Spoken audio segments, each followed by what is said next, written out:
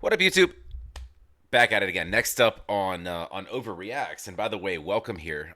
If you could do me a favor, well, if you're here from my other channel, thank you very much. So my other channel, if you're new here, is where I react to everything music related. So this channel I did for anything not music related. So I get a lot of requests here and there. Zach, check this out. It's funny.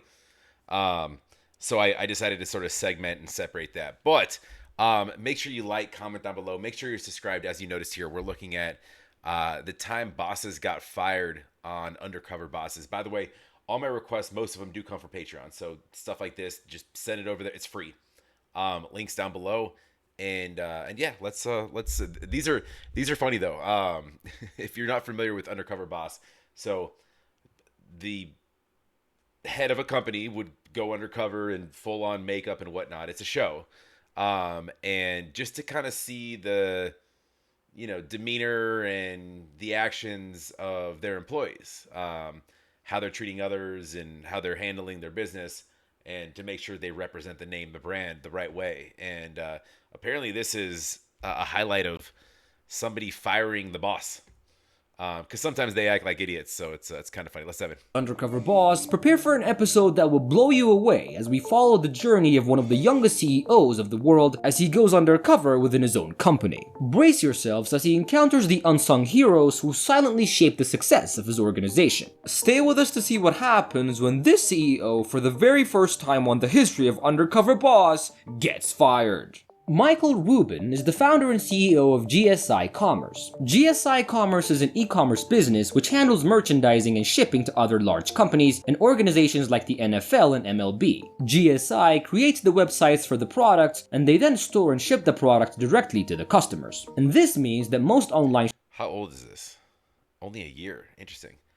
Okay, I'm familiar in a lot of the equipment they're using. Anyways, make sure we like and subscribe. This is on the recap report. The creators, of course. Shoppers have used GSI systems to get their products. Mike loved business since he was a little boy, and when he was 8 years old, he sold stationery door to door, and by the time he was 14, he opened his own ski shop, and by the time he was 21, he had a business making $100 million. Being the CEO of a fast-running company, Mike is always working, and he mostly never has time to spend with his wife and daughter. He's an obsessed man, always trying to reach the next big goal. Mike has been thinking of a way to improve his business, and he came up with the idea to go undercover in his company. During the peak seasonal time for the company, he calls a meeting with his board members and reveals to them that he will be going undercover for a week. I'm stepping down as the CEO of GSI Commerce for next week. Not in total. Everyone is surprised at first, but he explains to them that it will be good for the company. Mike will be going undercover as Gary, and his workers will be told that he's taking part in a TV show about seasonal jobs. Oh, okay. So I'm assuming we only have one episode of this. Okay, so we're watching almost the entirety of it. Got it. He's a little nervous as he's always been his own boss, and working under people might be a little challenging for him. For his first job, he flies to Richwood, Kentucky to work in the fulfillment center where they pack thousands of orders daily to be sent to customers. He meets with Matt, who works as a floor supervisor, and he takes him to a seasonal worker, Rochelle, and she teaches him how to load the trucks with the boxes. The job is very intense as the boxes come fast, but they manage to keep up with the load together. But as they were moving the boxes, Mike accidentally hits Rochelle on the face. I feel like we're getting... Oh, are you okay? No, not really. Just be careful. They then start doing the much more easier task of stacking boxes, and Mike sees Rochelle using new techniques to speed up the work and be more productive. He's impressed to see a seasonal worker who will not be here the next season working that hard to increase the efficiency of the company. After Mike was done with his first day of work, he was exhausted, and when he first came here he thought the job would be easy and that he would impress everyone, but he now knows just how hard it is and how hard his employees have to work to grow this company. The next day, Mike travels to Florida to work in the call centers, and GSI receives more than 20 million calls a year, so it's important that the calls go well. He meets up with Adam, who takes customer complaint calls, and Mike just listens in for a few calls and sees how it's done. Mike was impressed with Adam's work, and when his turn came to take the calls, with some help from Adam, Mike accepts the calls and resolves the various issues of the customers. On their break, Mike learns that Adam has been working for a year after he had to leave his previous job because he lost his daughter during childbirth, and because he was absent that day, Adam was fired. I ended up losing my daughter. And the day that I lost my daughter, I was unable to go in and work that Black Friday. You know what's weird? This portion here I remember. I've seen this. This dude is really good on the phone, like at like calming complaints down, like really, really good. I remember his story. And just due to that, they said that my services were no longer needed. After the break, Mike sits with Danielle and takes the next customer call, which was a lot harder than before since the customer was not budging for his offer, and Danielle gets impatient and puts the customer on hold. She then takes the call and gets into an argument with the customer. May I speak now? The whole point Ma'am? is, where is Ma'am, Elizabeth, not. Yo, we've all had that customer service rep. In your head, you're like, all right, well, I'm the customer. I pay you. So I'm allowed to get a little hot right now. You are not. Don't get fiery with me. And then they'll hang up. And then you got to call back. And then you got to wait on hold for another however long. So be careful with that attitude. on his credit? You're not letting me talk. You're not letting me talk, so I can't help you, Go Elizabeth. for it. I'm sorry that you're having a hard time. Honoring what Mike gets visibly upset by Danielle's behavior and the way she treated the customer and almost blew his cover. The call ends without getting resolved as the customer gets frustrated and just hangs up, and then Mike steps outside and lets out his anger. I went from heartbroken to extreme frustration and anger. Not what I expect of my employees. For his next job, he travels back to Richwood, Kentucky to work in the fulfillment center to work as a box patcher, and he meets with packing supervisor Greg, who immediately takes him to the Well, man's packing got a lot of area. offices. He's put alongside Shannon, who teaches him how to pack, and Shannon is very fast and she does double the work. Mike is impressed with her speed and tries to follow under her, but it doesn't really go well as he only does half the requirement. During their lunch break, they talk about family, and he learns that Shannon works 7 days a week to help her family out. On their next shift, Gary comes back with Mike's packed boxes, which had multiple problems. He tells him that he's not reaching the requirement and fires Mike on the spot. Between the issues with the boxes and your numbers, we no longer need your services. Nothing I can do. No.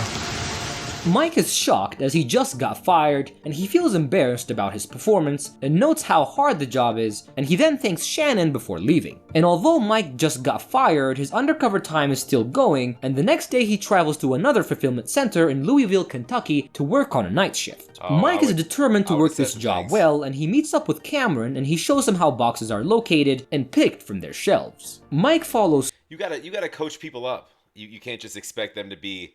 Obviously, she's better. She's been doing it. It's routine for her, you know? suit for the first few orders, and on their breaks, Mike meets Cameron's young daughter who has come to work with him. Hey, baby. Cameron doesn't get to see his daughter as much as he wants to, but he tries to make time whenever he can. On their next shift, Mike and Cameron start a competition on who can do Dude, my man is blazing through this episode.